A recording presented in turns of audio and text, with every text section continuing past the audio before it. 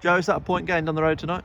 Oh yeah, on a Tuesday night in this league, 4 hours on a bus, it's always a point gained. I think it says a lot about the mentality we've got within this group, that they're really disappointed.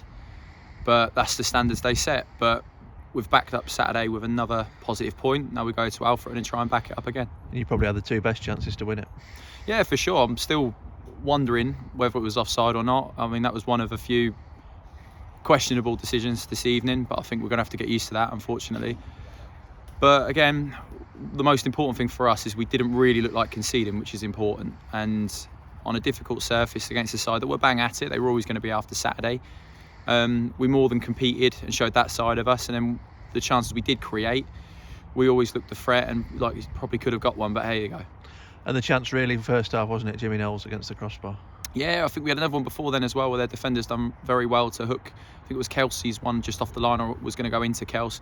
We had a couple of really good moments in the second half where maybe the last action we should choose to pass rather than dribble. But we always look a threat. Finlay Thorndike, Jimmy Knowles, Keaton Ward in those pockets really do look dangerous at every opportunity when they get it. So we need to keep getting them the ball as much as possible. As a team, we know we can still get better and we can improve.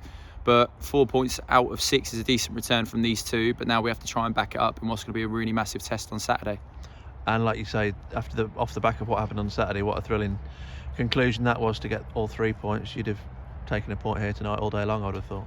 Yeah, well, our mentality is always to go and win. And I think it's, as I said earlier, a lot about the group we've got, that they have that as well. They've not gone in and been pleased with the point. They're disappointed. They wanted to try and get all 3. But like I said, I think I said it Saturday, this team will only get better. It will only improve as long as we stick together. And Saturday's now the most important one. We won't look any further ahead. We'll do our best to try and back it up there and then see if we can start to build some momentum. And of the starters from the first day, you were missing 4 from the start tonight. Martin Woods obviously came on, but Michael Boswick was missing tonight for the first time. But the lads at the back stood up really well, led by Zach Mills and ably supported by Tom Edge playing in there. Yeah, done really well, Edgy. Something we've seen in him, and took to it like a duck to water tonight. But I think that's testament to the squad. When we recruited in the summer, one of the biggest things for us was getting players that were versatile and can play in different positions. And then you look at the under-23s model we've implemented as well, with Tyler Knowles playing 4 games on the spin at right back. Good squad, lads we trust, and we'll only be better when the likes of Keziah Martin, Tom Leake, Bozzy, etc. come back fit, Ethan as well. And then, hopefully we can get some more positive results as we go and see where it takes us. Alfreton on Saturday. Doesn't get much easier. Yeah, well, we know what we're going to get. Billy Heath gets his sides really organised. A very, very established National League North side. We know how they play. They make no apologies for it, and they had an excellent season last year and are always consistent. We've got to be up for the physical side of it. We've got to do the basics of the game well, and then hopefully our quality can shine through. But as always, we don't fear anybody. We'll go and attack it on the front foot, and hopefully we can add to the little tally we're putting together over the last couple of games. A watershed moment really last season. It seemed down and out after Alfreton away, but you bounced back, and everyone knows how well the season ended.